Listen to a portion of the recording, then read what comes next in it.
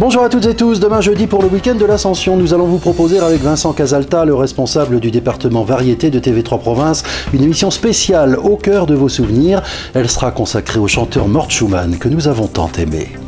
Pour aujourd'hui, troisième et dernier volet de notre série consacrée au monde de la CB, suite à la remise la semaine dernière d'un micro dual mic de chez Midland à Maurice, un ancien routier vendéen devenu quasiment aveugle, pour qu'il puisse converser avec les routiers via l'application CB Talk de chez Midland. Après la présentation avant-hier du dual mic et de l'application CB Talk pour les téléphones portables et smartphones, c'était avec Pharaon 85, un CBiste vendéen historique. Un point sur les dernières évolutions de CB Talk hier avec les responsables et référents de Midland France. Voyons aujourd'hui ce que devient le monde de la CB avec André Antonio, président de la Fédération française de la Citizen Band Libre. La CB sur les ondes du 27 MHz reste utilisée, mais beaucoup moins qu'il y a quelques années, et elle migre rapidement à l'heure actuelle vers l'application CB Talk de chez Midland, où des groupes de routiers, mais pas que, se constituent. Une renaissance pour ce moyen de communication un peu oublié du grand public, mais qui reste toujours très actif. Déjà, je tiens quand même à féliciter et à remercier la société Midland d'avoir lancé cette application avec en plus le micro, le dual mic, parce que primo, déjà il va servir à des handicapés. On a vu encore l'exemple ce matin avec ce monsieur qui était chauffeur routier non-voyant, qui ne pouvait pas moduler avec directement sur son smartphone et qui maintenant va pouvoir rester en contact en permanence avec tous les amis routiers. Ça, c'est déjà une bonne chose. Effectivement, la CB a énormément évolué, mais je constate une chose qui est très très favorable, c'est que je vois tous les jours que grâce à cette nouvelle application, des CBistes remontent également leurs appareils CB dans les véhicules, dont l'un ne remplacera pas l'autre. Tout ça, c'est complémentaire, c'est parfait. On n'a pas trop de nostalgie par rapport au premier poste, au 27 MHz. On peut en remonter, évidemment, on en voit encore. Mais c'est vrai que, désolé de le dire, mais les fréquences sont bien vides, en tout cas en France. Elles sont vides, mais vous savez, rien ne disparaît. Moi, je vois mes amis italiens, on descend en Italie, nous autres, pour participer à des exercices Esservol qui s'appellent. Je vois que la CB, ils la conservent donc toujours, mais évidemment, ils évoluent selon le temps. Il faut évoluer en fonction du temps.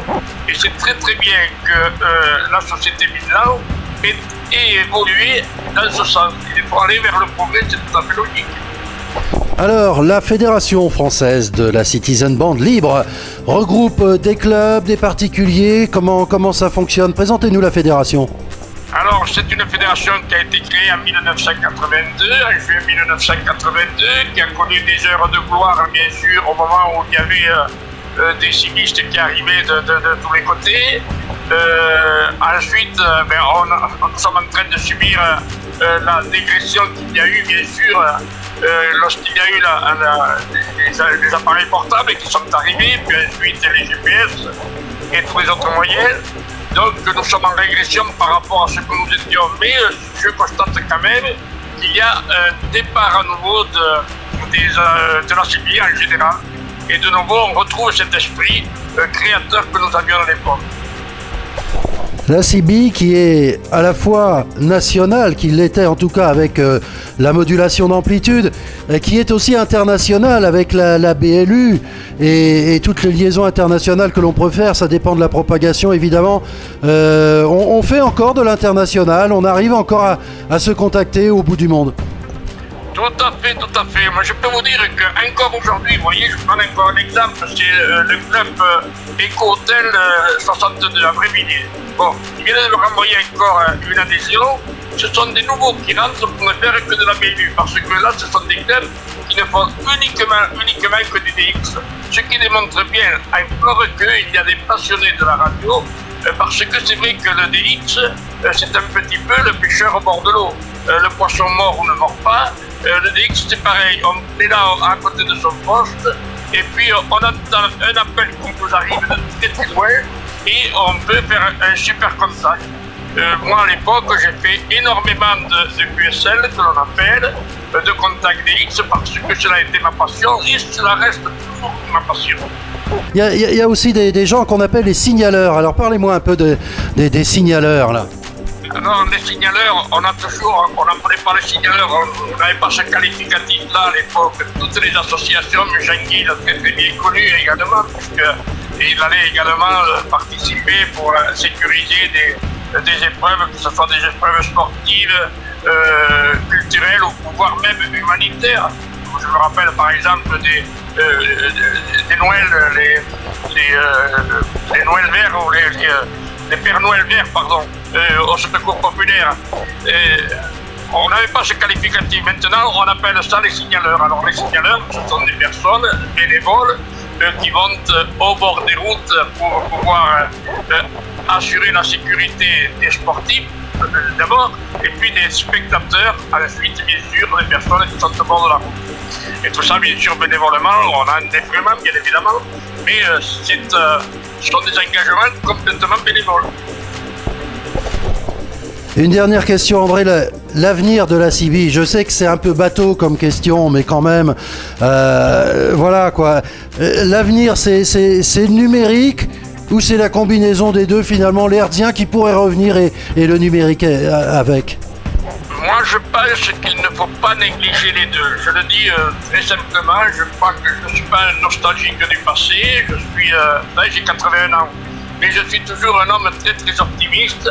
Moi, je pense que les deux vont se compléter. Le numérique, bien évidemment, qui va évoluer, mais l'analogique, je pense que cela va durer également. Alors après, il faut voir si les importateurs, ceux qui créent le matos, vont aller dans cette voie-là. Là, nous n'en savons strictement rien. Vous savez, un constructeur, il recherche un produit qui se vend. Donc, je pense qu'on va aller vers un développement du numérique. Merci André d'avoir été avec nous et bon vent. C'est moi qui vous remercie pour tout le travail que vous faites et que vous avez effectué depuis ce matin, parce que je suis vraiment surpris et agréablement surpris de ce travail colossal. Et je remercie encore mon ami Jean-Guy pour son investissement. Il a un investissement très très important. Je remercie bien sûr tous les administrateurs de la société Midland. Je remercie bien sûr la direction de Midland. Et puis, disons, bon vent à la communication. Plus il y aura de communication, moins il y aura de mésentente chez les personnes, chez les humains que nous sommes, et moins il y aura de guerre très certainement dans les pays. Communiquons de plus en plus par tous les moyens. Voilà ce que nous pouvions dire pour faire le point cette semaine sur le monde de la CIBI en France avec l'application CIBI Talk de chez Midland, le Dual Mic, ce micro révolutionnaire qui permet d'intervenir sur les ondes et dans les téléphones portables. Un grand merci à Jean-Guy Bray, Pharaon 85 et CIBiste historique en Vendée, Serge Calissano, responsable commercial Midland France et Didier Vercher, référent CIBI Talk avec qui nous étions hier, et bien sûr André Antonio que vous venez de voir, président de la Fédération française de la Citizen Band Libre. Je vous le disais en commençant, demain pour le week-end de l'Ascension, émission spéciale au cœur de vos souvenirs. Avec Vincent Casalta, nous évoquerons la carrière du chanteur Mort Schumann. Tout de suite, la météo. Toujours au service de ses clients, le restaurant Le Point du Jour à La Roche-sur-Yon vous propose ses menus à emporter midi et soir. Des choix d'entrée, 2 plats chauds et desserts, chaque jour différents. Une cuisine maison avec des produits frais et locaux. Commande possible du lundi au vendredi, au moins 2 heures avant d'emporter. Le Point du Jour et son parking, route de Nantes à La Roche-sur-Yon, à 500 mètres du centre-ville.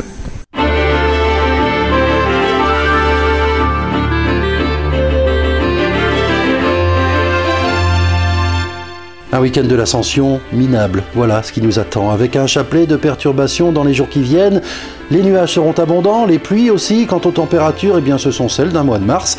15 degrés pour les maximales demain, jeudi et vendredi, 18 samedi et dimanche.